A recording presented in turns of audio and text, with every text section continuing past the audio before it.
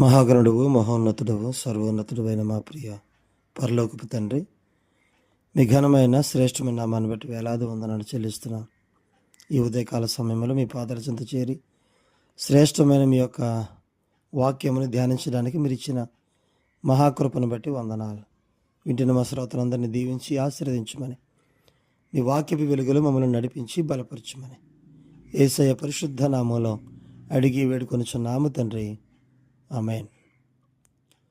ప్రియులారా, అందరికీ వందనాలు. ఈరోజు సార్వత్రిక క్రిస్మస్, ప్రపంచవ్యాప్తంగా క్రీస్తు యొక్క జన్మదిన వేడుకను జరుపుకునేటువంటి మహోత్తరమైన మహాపండుగ.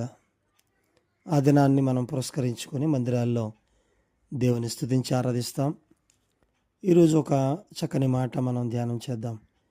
లూకా సువార్త 2వ అధ్యాయం 10-11 వచనాల్లో ఒక మాట మనం చూస్తామండి. అయితే ఆ దూత, భయపడకుడి, ఇదిగో ప్రజలందరికీ కలుగబోవు మహాసంతోషకరమైన సువర్తమానము నేను మీకు తెలియజేయుచున్నాను. దావీదు పట్టణమందు నేడు రక్షకుడు మీ కొరకు పుట్టి ఉన్నాడు. ఈయన ప్రభువైన క్రీస్తు. ప్రియులారా, దూత చెప్పినటువంటి ఈ మాట గొర్రెల కాపరులకు. అయితే ఆ సమాచారం మాత్రం ప్రజలందరికీ అని చెప్పింది. ప్రజలందరికీ కలుగబోవు మహాసంతోషకరమైన సువర్తమానం. అదేంటి అంటే, దావీదు పట్టణమందు నేడు రక్షకుడు మీ కొరకు పుట్టి ఉన్నాడు. ఈయన ప్రభువైన క్రీస్తు. ఆయనే క్రీస్తుగా మనం కొలుస్తున్నాం, పూజిస్తున్నాం, ఆరాధిస్తున్నాం. అయితే ఆయన మన కొరకు పుట్టాడు. ఎందుకు పుట్టాడు అని అంటే, రోమపత్రిక 5వ అధ్యాయములో 1 నుండి 10 వచనాలు లేదా 11 వచనాలు మనం చూస్తే చాలా విషయాలు అందులో మనం చూడొచ్చండి. ఒకటి, మనము నీతిమంతులుగా తీర్చబడడం ద్వారా దేవునితో సమాధానం కలిగి ఉండాలంటే అది యేసుక్రీస్తు ద్వారానే సాధ్యం. అందుకని ఆయన ఈ లోకానికి దిగొచ్చినట్టుగా మనం చూస్తాం. అలాగే ఆయన ద్వారా మనం విశ్వాసం వల్ల ఆయన కృపలో ప్రవేశం గల వారమై ఆయనలో నిలిచి ఉండి దేవుని మహిమను గురించిన నిరీక్షణను బట్టి మనం అతిశయపడుచున్నాము. అంతేకాదు, దేవుడిచ్చే ఆ నిరీక్షణ మనలను సిగ్గుపరచదు. ఎందుకనంటే పరిశుద్ధాత్మ ద్వారా దేవుని ప్రేమ మనలలో హృదయాల్లో కుమ్మరించబడుచున్నది.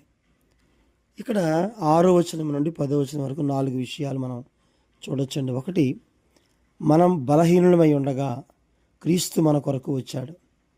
మనల్ని బలవంతులుగా చేయడానికి, బలం కలిగిన వ్యక్తులుగా మనల్ని మార్చడానికి వచ్చాడు ఆయన. రెండవది, భక్తిహీనుల కొరకు.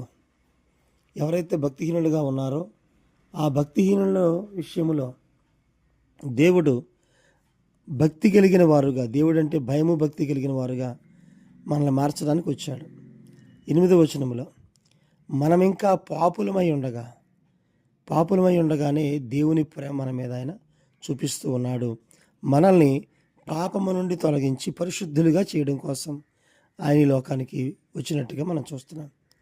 అలాగే 10వ వచనంలో, ఎలయనగా శత్రువులమై ఉండగా, మనం శత్రువులుగా అంటే పాపం చేసి లోకములో కలిసిపోయి దేవునికి లోకానికి విరోధం గనుక లోకములో ఉన్న మనం దేవునికి శత్రువులుగా ఉన్నప్పుడు ఆ శత్రువుల ఆ విషయం నుండి క్రీస్తు మరణము ద్వారా అంటే కుమారుని మరణము ద్వారా మనలను దేవునితో సమాధానపరచబడ్డానికి ఆయన ఈ లోకానికి దిగొచ్చినట్టుగా మనం చూస్తూ ఉన్నాం.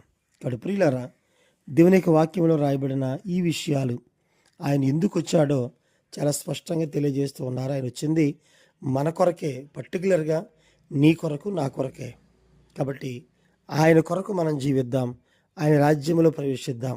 ఆయన కొరకే మనం ఈరోజు ఆయన్ని ఆరాధిస్తూ, మరి ప్రపంచవ్యాప్తంగా ఈరోజు ఆయన జన్మదిన వేడుకలు జరుగుతూ ఉంటాయి. ప్రతి గ్రామంలో, ప్రతి దేశంలో, ప్రతి పట్టణంలో, ప్రతి చిన్న గ్రామంలో కూడా, ప్రతి మందిరంలో దేవుణ్ణి ఆరాధిస్తారు, కొన్ని విషయాలు తప్ప.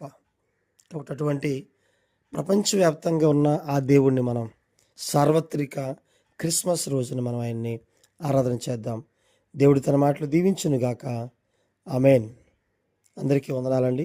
మీ అందరికీ మా కుటుంబం తరపున, మా సంఘాల తరపున క్రీస్తు జన్మదిన శుభాకాంక్షలు తెలియజేస్తున్నాం. అందరికీ వందనాలు.